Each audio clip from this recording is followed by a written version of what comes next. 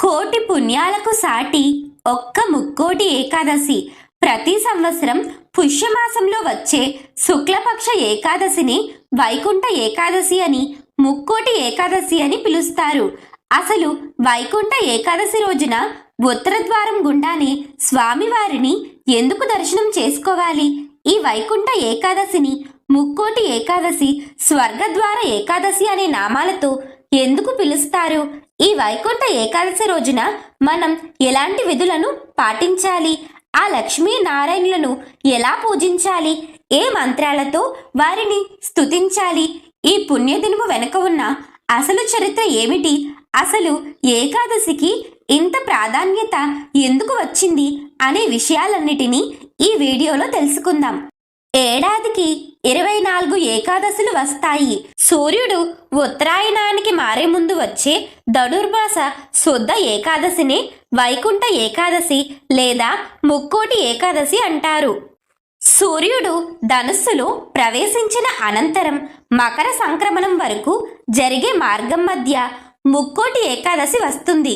శ్రీ మహావిష్ణువునకు నెలవైన వైకుంఠంలోని వాకిళ్ళు ఈ రోజునే తెరుచుకుంటాయి కాబట్టి దీన్ని వైకుంఠ ఏకాదశి అంటారు. ఈ రోజున వైకుంఠ వాకిళ్ళు తెరుచుకుని ఉంటాయని వైష్ణవాలయాలలో గల ఉత్తర ద్వారం దగ్గర భక్తులు తెల్లవారుజాముని భగవద్ దర్శనార్థం వేచి ఉంటారు.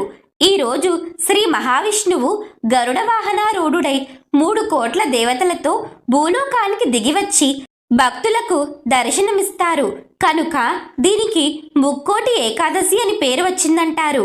ఈ ఒక్క ఏకాదశి 3 కోట్ల ఏకాదశులతో సమానమైన పవిత్రతను సంతరించుకున్నందువల్ల దీన్ని ముక్కోటి ఏకాదశి అంటారని కూడా చెబుతారు.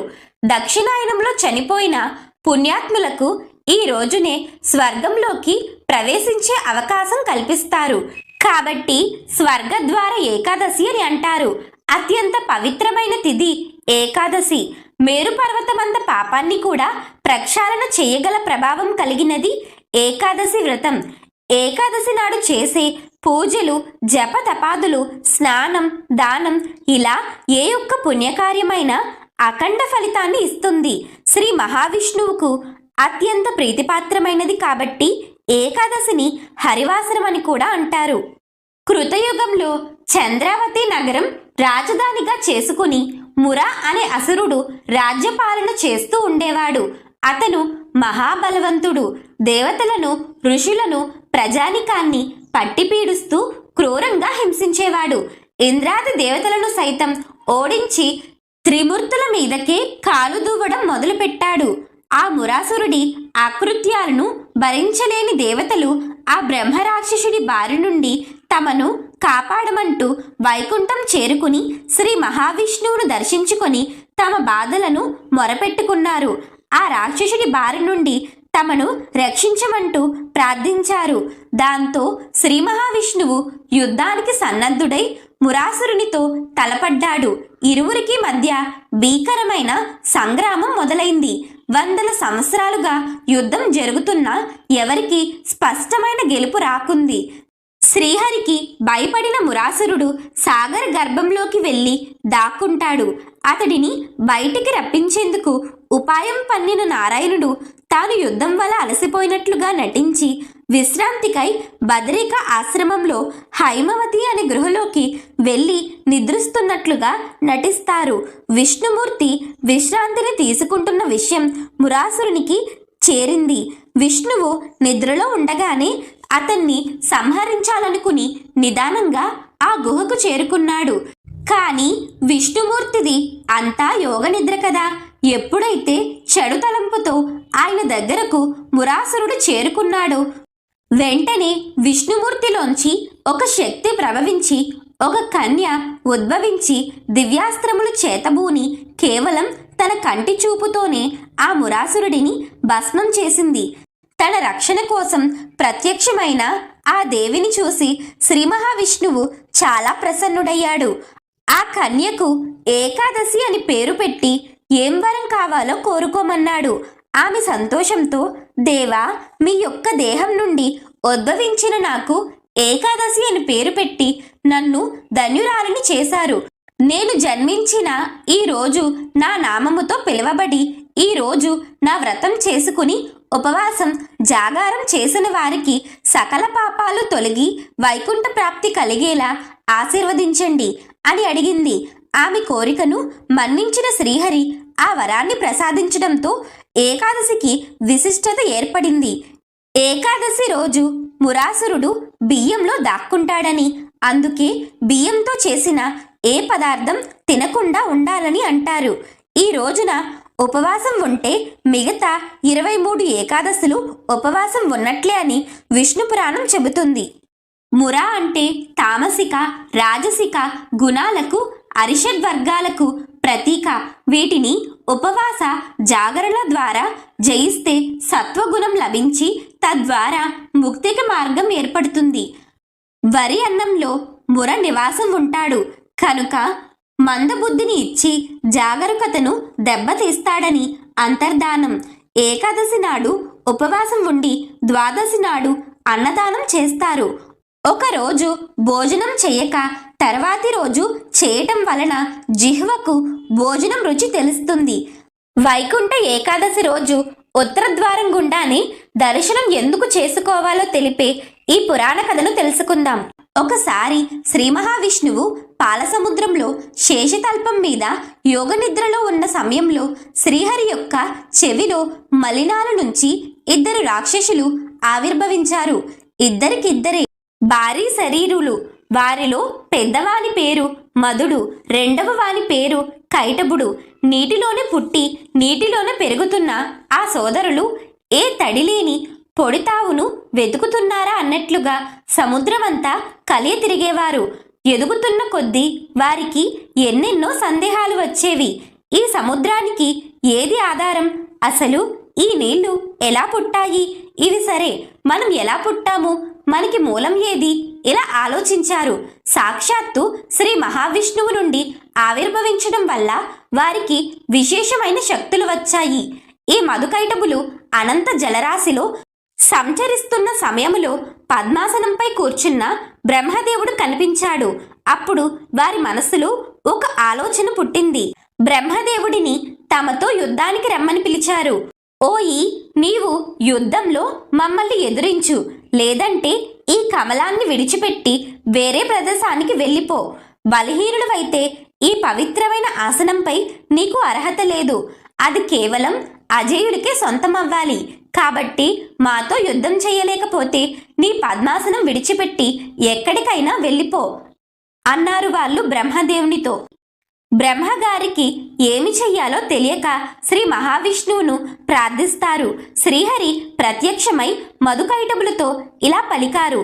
మీరు నా నుంచే ఆవిర్భవించారు కాబట్టి ఈ రాక్షసత్వాన్ని వదిలి ఏ వరం కావాలో కోరుకోండి, ప్రసాదిస్తాను అని పలకగా అందుకు ఆ రాక్షసులిద్దరూ నవ్వి, నువ్వా మాకు వరాలిచ్చేది? నీకేం కావాలో కోరుకో, మేమే నీకు వరమిస్తాము అని బలగర్వంతో అన్నారు. అప్పుడు వారి అహంకారం చూసిన శ్రీ మహావిష్ణువు, సరే అయితే నేనే కోరుకుంటున్నాను, మీరు నా చేతిలో మరణించాలి అని అన్నారు. దానితో ఆ ఇరువురి రాక్షసులకు గర్వభంగం జరుగుతుంది. మధుకైటబులు శ్రీహరితో ఇలా అంటారు, సరే మేము నీ చేతిలో మరణిస్తాము, కానీ మాతో ద్వంద్వ యుద్ధం చెయ్యాలి అని చెప్పారు. శ్రీ మహావిష్ణువు దానికి అంగీకరించాడు. అస్త్రాలు లేకుండా చేతులతో పిడుగుద్దులతో వారి మధ్య ఎన్నో సంవత్సరాలు యుద్ధం జరిగింది. ఈ రాక్షసులు శ్రీ మహావిష్ణువు శరీరాన్ని తాకారు. విష్ణుమూర్తి పాద పద్మాలను దర్శిస్తేనే లోకంలో కింపురుషులు, యక్షులు, ఋషులు, సమస్త దేవతలు తరించిపోతారు. అలాంటిది రాక్షసులు విష్ణుమూర్తి శరీరాన్ని తాకి గొప్ప అనుభూతిని చెందుతారు. అప్పుడు మధుకైటబులకు మరో ఆలోచన వచ్చింది.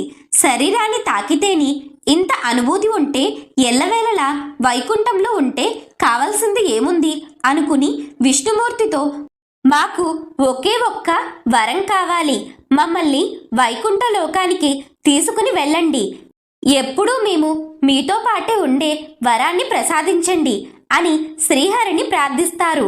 భక్తవరదుడైన స్వామివారు ఇద్దరి మొరను ఆలకించి అందరూ వెళ్లే ప్రధాన ద్వారం నుంచి కాకుండా వారిని ప్రత్యేక ద్వారం ద్వారా వైకుంఠంలోకి తీసుకువెళ్లాలని భావించి వైకుంఠానికి ఉండే ఉత్తర ద్వారాన్ని తెరిపించారు. స్వామివారు ద్వారపాలకులైన కుముదాక్షులకు ఆ ద్వారం నుండి వచ్చే వారిని లోనికి పంపించమని ఆజ్ఞాపించారు. ఆనాడు ఏకాదశి పర్వదినం.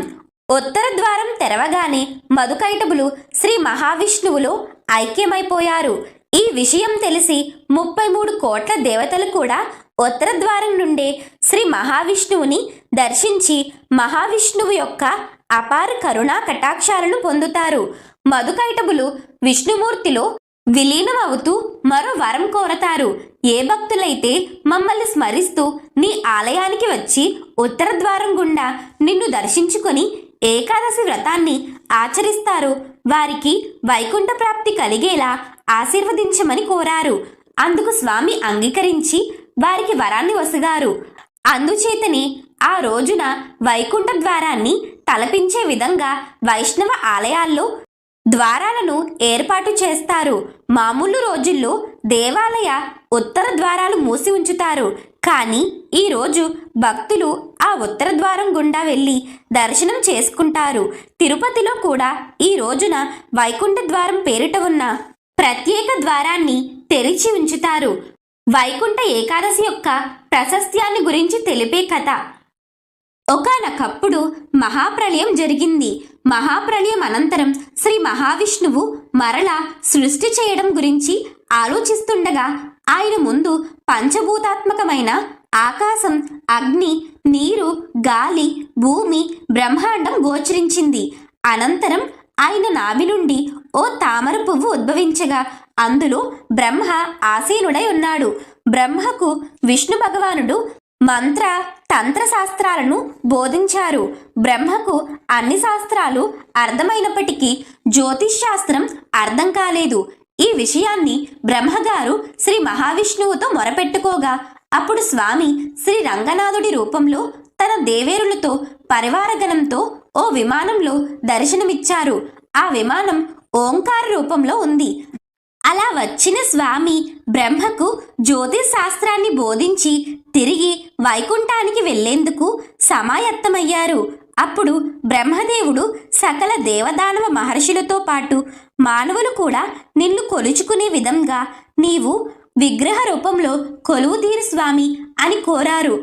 దాంతో స్వామివారు విమానంతో పాటు విగ్రహాల రూపంలో కొలువయ్యారు.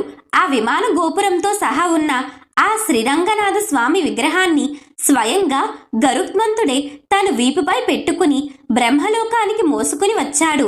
తనను ఆగమ శాస్త్రాలలో నిర్దేశించబడిన పూజా విధానం ప్రకారం ఖచ్చితంగా పూజించమని భగవానుడు బ్రహ్మదేవుణ్ణి ఆదేశించాడు. బ్రహ్మదేవుడు శ్రీమన్నారాయణుని వాక్కులు విని శిరసా వహించాడు.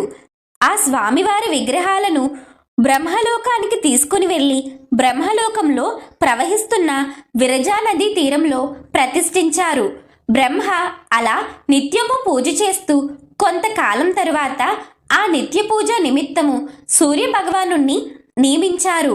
కొంతకాలం తరువాత సూర్య భగవానుడు బ్రహ్మదేవుని యొక్క అనుమతితో శ్రీ రంగనాథ స్వామి వారి విమాన విగ్రహాలను వైవస్వత మనువుకి అనుగ్రహించాడు.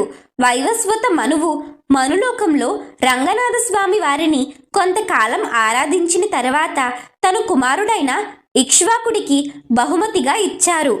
ఆ తరువాత కాలక్రమంలో ఆ విగ్రహాలు శ్రీ రామచంద్రుని చేత పూజలందుకున్నాయి. ఆయన తన అవతారాన్ని చాలించే ముందు ఆ విగ్రహాలను తన భక్తులలో ఒకరైన విభీషణుడికి బహుమతిగా ఇచ్చారు.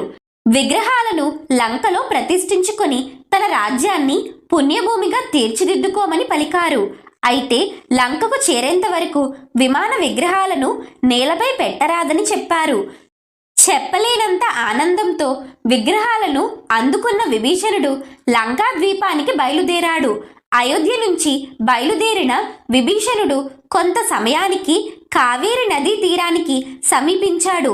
అప్పుడు సంధ్యావందనం చేయాల్సిన సమయం కావడంతో వెంటనే కావేరి తీరంలో స్నానం చేసి సంధ్య వార్చుకుందామనుకున్నాడు. అయితే విమాన విగ్రహాలను కింద పెట్టకూడదు కదా, ఎలా అని అటూ ఇటూ చూసిన విభీషణుడి కంట్లో బాలబ్రహ్మచారి కనపడ్డాడు. అప్పుడు విభీషణుడు ఆ బాలబ్రహ్మచారిని పిలిచి తాను సంధ్యావందనం చేసుకుని వచ్చేంత వరకు ఆ విగ్రహాలను పట్టుకుని ఉండమని కోరగా, దానికి ఆ బాలబ్రహ్మచారి కొన్ని గడియలు మాత్రమే తాను ఆ విగ్రహాలను మోయగలనని, సమయం మించితే వాటిని కింద పెట్టేస్తానని చెప్పాడు. అతని షరతును ఒప్పుకున్న విభీషణుడు సంధ్యావందనం చేసుకోవడానికి వెళ్ళాడు. అయితే సమయం మించిపోవడంతో ఆ బాలుడు వాటిని భూమిపైనే పెట్టేశాడు. అది చూసిన విభీషణుడు ఆ బాలుని వైపుకి పరిగెత్తుకుని రావటంతో ఆ బాలబ్రహ్మచారి భయంతో అక్కడకు దగ్గరలోని కొండపైనున్న వినాయకుడి గుడిలోకి వెళ్ళి దాక్కున్నాడు. కోపంతో ఊగిపోతూ విభీషణుడు వినాయకుడి గుడిలోకి వెళ్ళి ఆ బాలబ్రహ్మచారి తలపై గట్టిగా ఒక్క మొట్టికాయ వేశాడు. ఆ దెబ్బకు బాలబ్రహ్మచారి తలపై సొట్టపడింది. ఆ వెంటనే ఆ బాలబ్రహ్మచారి అక్కడ ఉన్న వినాయక విగ్రహంలో ఐక్యమైపోయాడు. వచ్చింది సాక్షాత్తు ఆ గణనాథుడే అని గ్రహించిన విభీషణుడు తాను చేసిన తప్పును మన్నించమని వేడుకుని రంగనాథ స్వామి విమాన విగ్రహాలను కదల్చడానికి ప్రయత్నించి విఫలమయ్యాడు. ఆ విగ్రహాలు భూమికి అతుక్కుపోయాయి. దాంతో విభీషణుడు దుఃఖంతో కన్నీళ్లు పెట్టుకున్నాడు. ఆ రంగనాథుడిని లంకకు రమ్మని వేడుకోగా, దానికి స్వామివారు తాను ఇక అక్కడే కొలువై ఉంటానని, ఆ ప్రదేశాన్ని తన నివాసంగా చేసుకోవాలని ముందే నిర్ణయించబడింది కావున దుఃఖించవలసిన అవసరం లేదు అని ఓదార్చి ప్రతి సంవత్సరం వచ్చే వైకుంఠ ఏకాదశి రోజున ఉత్తర ద్వారం గుండా తనని దర్శించుకోమని సెలవిచ్చారు. విభీషణుడు స్వామివారికి ప్రణమిల్లి లంకా నగరానికి వెళ్ళిపోయాడు. బాలబ్రహ్మచారి కింద పెట్టిన విమాన విగ్రహాలు కొలువైన ప్రాంతమే శ్రీరంగంగా ప్రసిద్ధి చెందింది. బాలబ్రహ్మచారి దాక్కున్న కోవెల తిరుచ్చిలోని ఉచ్చి పిల్లయార్ కోవెలగా ప్రసిద్ధి చెందింది.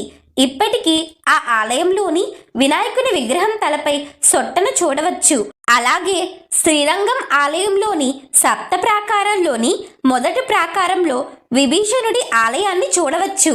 అప్పట్నుంచి భూలోక వైకుంఠంగా ప్రసిద్ధి చెందిన శ్రీరంగంలో వైకుంఠ ఏకాదశి అత్యంత వైభవంగా జరపబడుతుంది.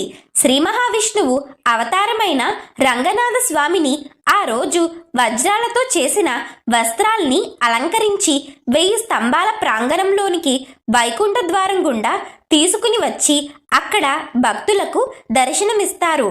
ఈ ద్వారం గుండా వెళ్ళిన భక్తులు వైకుంఠం చేరుకుంటారని భక్తుల ప్రగాఢ విశ్వాసం. వైకుంఠ ఏకాదశి వెనుక మరొక చిన్న కథ కూడా ఉన్నది. వైకుంఠ లోకం శ్రీ మహావిష్ణువు యొక్క నివాసము 2 తరగతులను కలిగి ఉంటుంది. కార్యవైకుంఠము మరియు కరణ వైకుంఠము. మహర్షులు, దేవతలు మరియు భక్తులు అందరూ కూడా కార్యవైకుంఠంలోకి మాత్రమే అనుమతించబడతారు. కరణ వైకుంఠం అనేది శ్రీ మహావిష్ణువు యొక్క వ్యక్తిగత ప్రదేశం. ఇది భగవంతునిలో ఐక్యం కావటానికి అర్హత ఉన్నవారికి మాత్రమే ప్రవేశించడానికి అనుమతించబడినది. దీనిని జన్మరహిత ప్రాప్తి లేదా వైకుంఠ ప్రాప్తి అంటారు.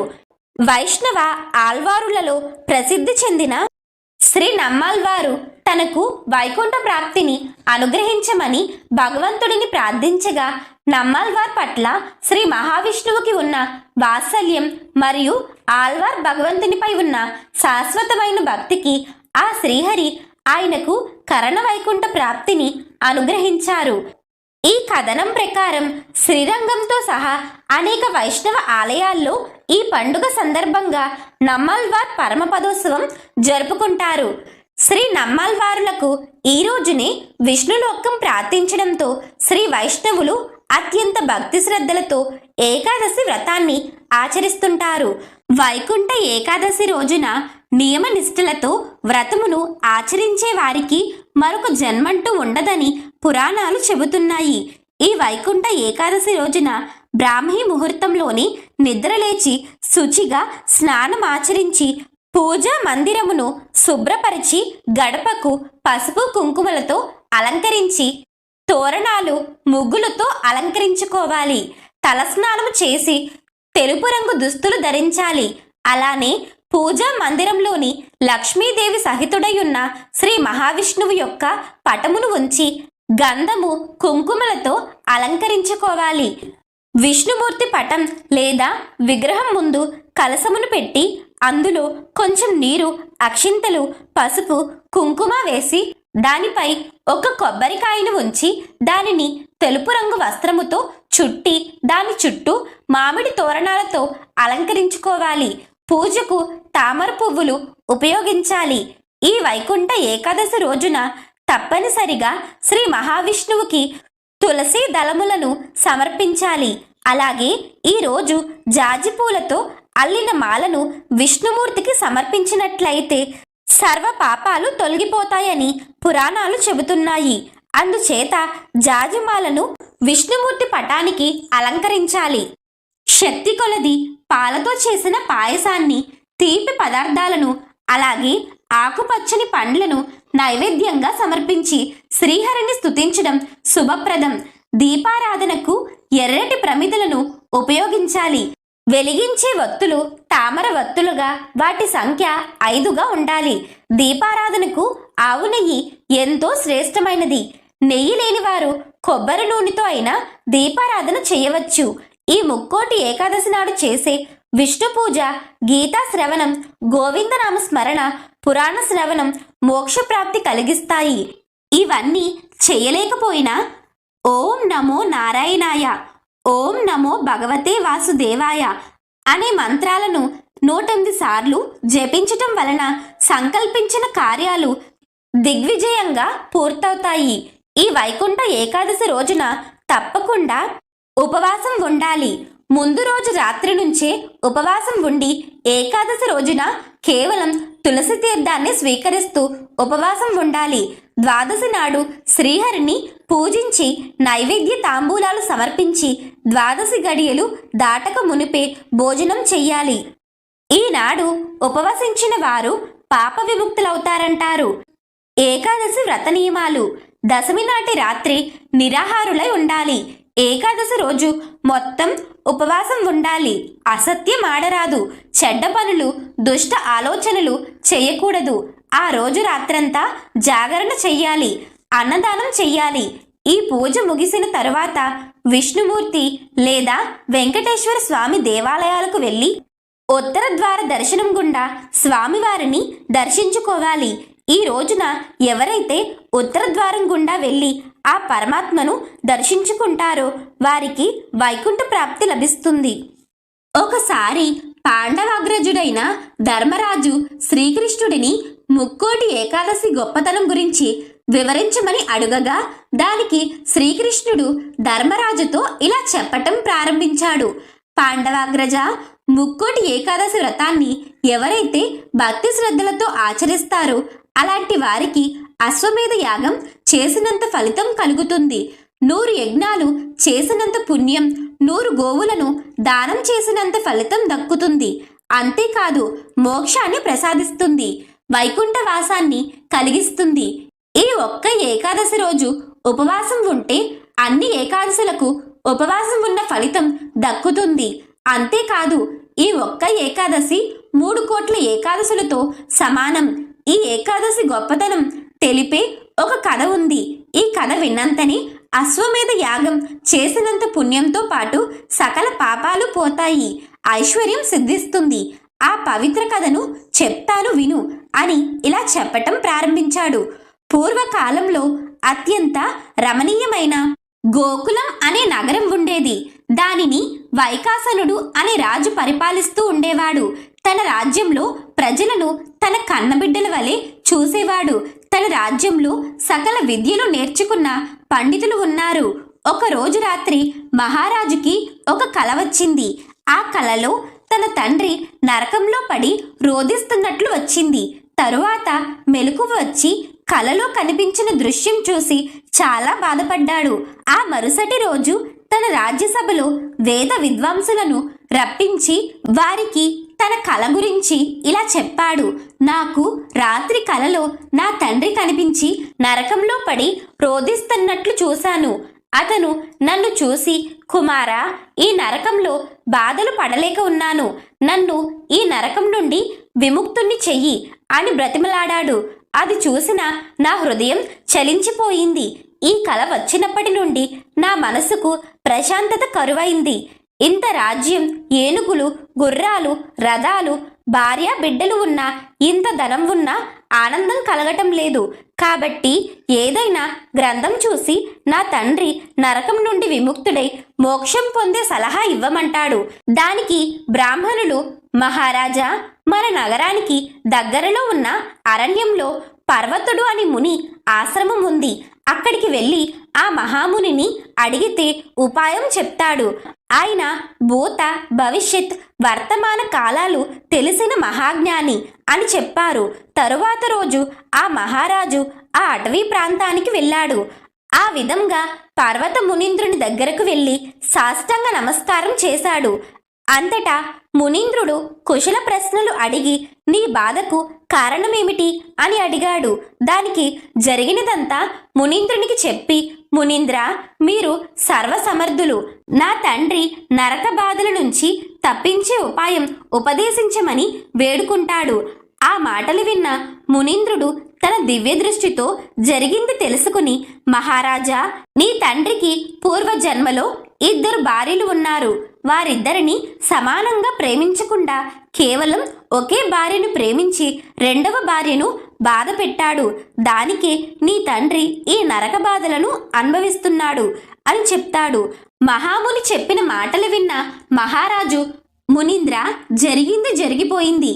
కానీ ప్రస్తుతం నా తండ్రిని నరకం నుండి బయటపడవేసే ఏదైనా వ్రతం గాని దానం గాని ఉన్నదా? నాకు ఉపదేశించండి అంటాడు. దానికి మునేంద్రుడు, మహారాజా, ముక్కోటి ఏకాదశి రానుంది. ఈ రోజు నీవు నీ పరివారము ఉపవాస వ్రతం ఆచరించండి. ఆ వ్రతం చేసినందువల్ల కలుగు పుణ్యాన్ని మీ తండ్రి కొరకు దారిపోయండి. ఆ పుణ్య ప్రభావంతో నీ తండ్రి నరకం నుండి విముక్తుడవుతాడు. ఎందుకంటే ఈ ముక్కోటి ఏకాదశి మోక్షాన్ని ప్రసాదిస్తుంది. కాబట్టి ఈ ఏకాదశి నీ తండ్రికి మోక్షాన్ని ప్రసాదిస్తుంది అంటాడు. అంతటా మహారాజు మునీంద్రుడికి ధన్యవాదాలు చెప్పి తన రాజ్యానికి వచ్చాడు. ఇంతలో వైకుంఠ ఏకాదశి రానే వచ్చింది. ఆ రోజు వైకాసన మహారాజు తన భార్య, బిడ్డలు మరియు పరివారమంతా ఏకాదశి వ్రతం ఆచరించారు. ఆ పుణ్యాన్ని తండ్రికి దారపోశారు. ఆ పుణ్య ప్రభావం వల్ల ఆకాశం నుండి పూలవాన కురిసింది. తన తండ్రిని దేవతా గణములు వచ్చి స్వర్గానికి తీసుకువెళ్లారు. తన తండ్రి స్వర్గానికి వెళుతూ భూమి మీద ఉన్న కుమారునితో, నాయనా, కుమారా, నీకు ఎల్లప్పుడూ శుభం కలుగుగాక అని ఆశీర్వదిస్తూ వెళ్ళాడు. అది విన్న మహారాజు తన పరివారం అంతటికీ చెప్పి ఎంతో సంతోషించాడు. కాబట్టి ముక్కోటి ఏకాదశి వ్రతాన్ని ఆచరిస్తే పాపాలన్నీ నశిస్తాయి. మరణించిన తర్వాత వారు మోక్షాన్ని పొందుతారు. కాబట్టి ధర్మరాజా, ఈ కథను విన్నంతనే జన్మల పాపాలు పోతాయి, ఐశ్వర్యం సిద్ధిస్తుందని శ్రీకృష్ణుడు చెప్పాడు. వైకుంఠ ఏకాదశిని పుత్రద ఏకాదశి అని కూడా పిలుస్తారు. దీని మహత్యాన్ని తెలిపే ఈ పురాణ కథను తెలుసుకుందాం. పూర్వం భద్రావతిపురంలో సుకేతుమానుడని రాజు రాజ్యపాలన చేస్తుండేవాడు. అతని భార్య పేరు శైబ్య. ఆ మహారాజునకు సంతానము లేదు. సంతానము కలుగుతుందని చాలా ఆశతో చాలా కాలం గడిపాడు. సంతానము కొరకు అతడు చాలా ధర్మ కార్యక్రమాలను ఆచరించాడు. అయినా సంతానము కలగలేదు. దానితో చాలా కాలము చింతతో కాలము గడిపాడు. ఏమి చెయ్యాలి? ఎక్కడికి వెళ్ళాలి? నాకు పుత్ర సంతానం ఏ విధంగా కలుగుతుంది? వంశము ఏ విధంగా నిలబడుతుంది? నిరంతరము అతనికి ఇదే చింత. అతడు చేసిన ప్రయత్నములన్నీ వ్యర్థమైనాయి. మహారాజుకి తన రాష్ట్రంలో గాని పట్టణంలో గాని రాజభవనంలో గాని సుఖం లేకుండా పోయింది. రోజురోజుకి దుఃఖం పెరుగుతూనే ఉన్నది. చికాకు కూడా పెరుగుతున్నది. ఆ దంపతులిద్దరికీ పుత్ర సంతానం లేదు అని చింత దినదిన ప్రవర్ధమానమగుచున్నది. ఆ బాధ వలన మహారాజు ప్రపంచ విషయములేవి పట్టించుకోవటం లేదు. ఆ మహారాజు ఇచ్చే తర్పణాలను అతని పితృదేవతలు వేడి నీటిని తాగినట్లుగా స్వీకరిస్తున్నారు. వారు కూడా ఈ మహారాజు తర్వాత తమకు తర్పణాలు వదిలేవారు ఎవరూ లేరని తలచి ఆ పితృదేవతలు కూడా దుఃఖించసాగారు. తన పితృదేవతల దుఃఖాన్ని తలచుకొని రాజు కూడా చింతిస్తున్నాడు. మహారాజుకు బంధువులు గాని, మిత్రులు గాని, మంత్రి సమూహము గాని, ఆప్తులు గాని అతనికి ఏమాత్రం సంతోషాన్ని కలిగించలేకపోయారు. రాజ్యాలంకారములైన ఏనుగులు, గుర్రములు, సైనికులు అందరూ అన్నియు వ్యర్థంగా కనిపిస్తున్నాయి. అందువలన ఆ మహారాజు మనస్సులో నిరాశా భావన పెరిగి పెద్దదవుతున్నది. పుత్రహీనుడైన మానవుని యొక్క జన్మ నిష్ఫలమైనది. పుత్రులు లేని వారికి గృహము శూన్యముగా అనిపిస్తుంది. హృదయమునందు ఎల్లప్పుడూ దుఃఖము నిండి ఉంటుంది. కుమారులు లేనిచో పితృడము, దేవతల రుణము, మనుష్య రుణము తీర్చుటకు వీలు కాదు. కావున శత విధాలుగా ప్రయత్నించి మానవుడు సంతానమును పొందవలెను. పుత్రుల కలవారి ఇంట శరీర ఆరోగ్యము, ఆయుర్దాయము, అష్ట ఐశ్వర్యములు తాండవించును. పుణ్యకర్ములు చేసిన వారికి పుత్రులు, మనుమలు, ఉత్తమ లోకములు కలుగును. నా దృష్టిలో పుణ్యము లేనిదే సంపదలు, సంతానము కూడా కలగవు. అట్లే విష్ణుభక్తి లేనిదే ఎవ్వరును పుత్రులను, ధనాన్ని, జ్ఞానాన్ని పొందలేరు. ఈ రీతిగా నిర్ణయించిన వాడై రాజు రహస్యంగా ఒక గుర్రముపై ఎక్కి అడవికి వెళ్ళాడు. పశుపక్షి భరితమైన అరణ్యంలో ప్రవేశించి సుకేతమానుడు విశ్రాంతి తీసుకునే ప్రదేశం కొరకు వెదకసాగాడు. అప్పుడు ఆ దట్టమైన అరణ్యంలో రాజుకు అశ్వత్థము, పిప్పలము, చింత, ఖర్జూర, శాల, శలపర్ణ, తమాల, అర్జునాది వృక్షములు కనిపించాయి. పెద్ద పులులు, సింహాలు, అడవి ఏనుగులు, జింకలు, అడవి పందులు, కోతులు, పాములు, చిరుతలు, కుందేళ్లు వంటివి అక్కడ గోచరించాయి. దానితో విశ్రాంతికి బదులు అతడు అడవి అంతటా తిరగనారంభించాడు. నక్కల ఊలలు, గుడ్లగోపుల కోతలు విని రాజు భయకంపితుడై ఆశ్చర్యపడ్డాడు. ఈ విధంగా అన్ని దిక్కులలో తిరుగుతూ ఆ రాజు అలసిపోయాడు. మధ్యాహ్న వేళకు అతడు తీవ్రమైన దప్పికకు గురయ్యాడు. పూజల ద్వారా, యజ్ఞాల ద్వారా దేవతలను ప్రసన్నులను చేసినప్పటికీ, ప్రజలను కన్నబిడ్డల వలె పోషించినప్పటికీ, భోజన దక్షిణలతో బ్రాహ్మణులను సంతృప్తి పరిచినప్పటికీ తాను ఈ రోజు ఇట్లు కష్టములు పాలైనట్లు రాజు భావించాడు. ఈ విధంగా ఆలోచిస్తూ అతడు అటు ఇటు తిరగసాగాడు. అకస్మాత్తుగా అతనికి కలువలతో నిండిన మానస సరోవరంలాగా ఉన్నట్టి ఒక సరోవరం కనిపించింది. హంసలు, చక్రవాకాలు, చకోరులు ఆ సరోవర జలంలో విహరిస్తున్నాయి. కొందరు మునులు ఆ సరోవర తటంలో వేదమంత్రాలను ఉచ్చరించటం చూసిన ఆ మహారాజు గుర్రం మీద నుండి దిగి వారిలో ప్రతి ఒక్కరికి నమస్కారము చేశాడు. రాజు యొక్క నడవడికకి ప్రసన్నులైన ఆ మునులు అతనితో, ఓ రాజా, మేము మీ పట్ల ప్రసన్నులమైనాము, ఏదైనా కోరుకో అని అన్నారు. అప్పుడు రాజు వారిని గురించి ప్రశ్నించాడు. వారందరూ ఎందులకు ఈ సరోవరంలో ఉన్నారని అడిగాడు. ఆ ప్రశ్నకు బదులుగా మునులు అతనితో, రాజా, మేము విశ్వేదేవులము, స్నానం చేయటానికి ఇక్కడకు వచ్చాము. ఈ రోజు పవిత్రమైన పుత్రదా ఏకాదశి. పుత్రవాంఛితుడైన వ్యక్తి ఈ వ్రతాన్ని పాటిస్తే నిశ్చయంగా అతనికి పుత్రోదయం కలుగుతుంది అని అన్నారు. పుత్రప్రాప్తికై తాను ఎంతో ప్రయత్నించానని, కానీ నేటి వరకు ఏది కూడా సఫలం కాలేదని రాజు అన్నాడు. తన పట్ల మునులందరూ ప్రసన్నులైనారు కనుక తనకొక పుత్రుడిని ప్రసాదించమని రాజు వారిని అర్థించాడు. అప్పుడు వారు అతనితో, రాజా, ఈ రోజు పుత్రద ఏకాదశి. ఈ వ్రతాన్ని శ్రద్ధతో పాటించు. భగవత్ కరుణతోనూ మా ఆశీర్వాదంతోనూ నీకు పుత్రుడు ఉదయిస్తాడు అని దీవించారు. మునులు ఆదేశానుసారం మహారాజు పరమ మంగళకరమైన పుత్రద ఏకాదశి వ్రతాన్ని ఆచరించాడు. మర్నాడు ఉపవాసమును పూర్తి చేసి పారణ కావించి మునులకు పదే పదే వందనం చేసి తన పురానికి వెళ్ళిపోయాడు. కాలక్రమంలో శైబ్య గర్భవతి అయింది. మునులు ఆశీర్వాదం వలన, పుత్రద ఏకాదశి వ్రతపాలన ప్రభావం వలన రాజుకు తేజోమయుడైన పుత్రుడు ఉదయించాడు. తరువాత రాజు ఆనందంతో రాజ్యపాలన చేశాడు. అతని పితృదేవతలు కూడా సంతృప్తి చెందారు. ఈ పుత్రద ఏకాదశి వ్రతం చేయటం ద్వారా మనిషి పుత్రుడిని బడసి స్వర్గాది లోకాలను కూడా పొందుతాడు. ఈ ఏకాదశి మహిమను వినిన వారు, కీర్తించిన వారు నిక్కముగా అశ్వమేధ యజ్ఞ ఫలాన్ని పొందుతారు. నారాయణ మంత్ర గొప్పతనాన్ని తెలిపే కథ. పూర్వం నారాయణ నారాయణ అంటూ నిరంతరం నారాయణ మంత్రం జపించే నారద మహర్షికి ఒక సందేహం వచ్చింది. నేను ప్రతిరోజు ఈ మంత్రాన్ని జపిస్తున్నాను, మరి ఈ మంత్ర గొప్పతనం ఏమిటి అనే సందేహం ఆ నారద మహర్షికి వచ్చింది.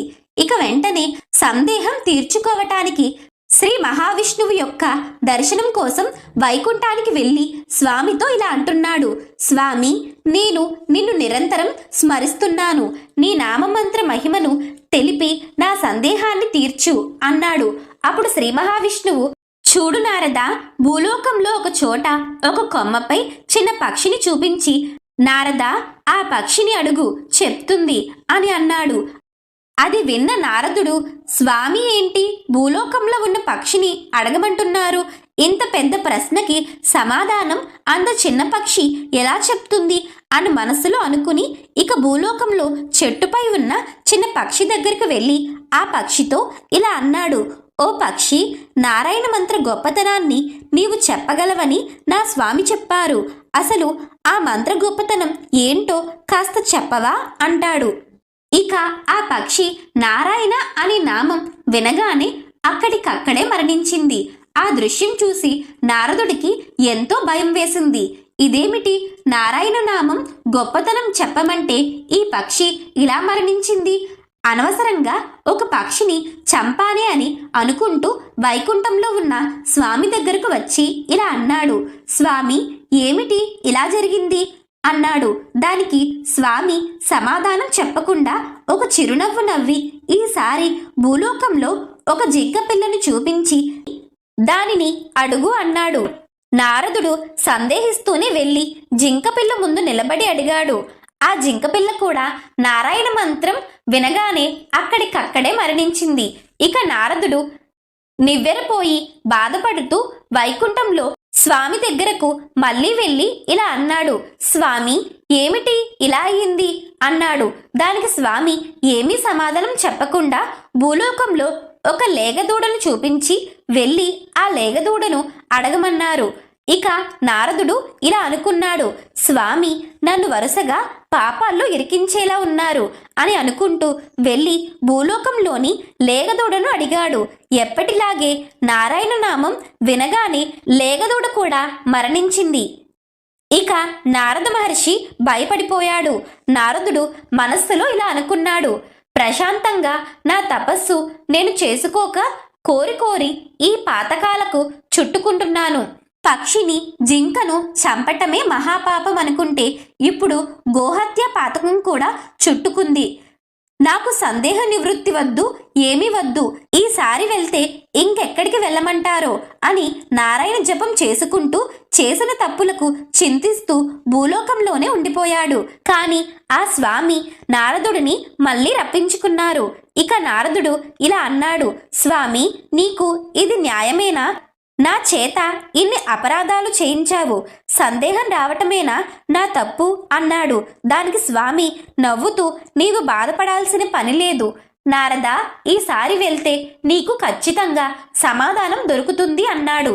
దానికి నారదుడు ఇలా అన్నాడు: స్వామి, మీరు ఇంతకు ముందు కూడా ఇలానే చెప్పారు, నేను వెళ్ళను అని అన్నాడు నారదుడు. ఇక స్వామి పరిపరి విధాలుగా చెప్పగా స్వామి మాట కోసం బయలుదేరాడు. ఈసారి స్వామి చూపించింది అప్పుడే పుట్టిన ఒక పసివాడిని.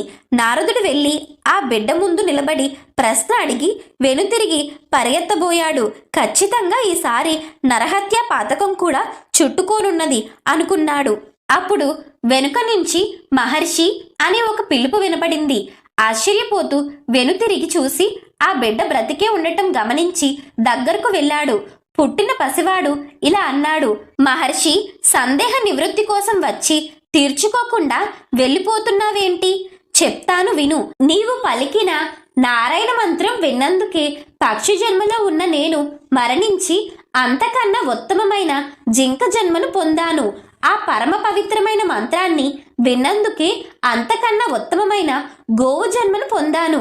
అంతేకాదు ఆ పవిత్ర నారాయణ నామాన్ని విన్నందుకే ఉత్తమ మానవ జన్మ పొంది పూర్వజన్మల జ్ఞాపకాన్ని నీ ద్వారా సందేహాన్ని తీర్చుకునే శక్తిని, మాట్లాడగలిగే శక్తిని పొందాను.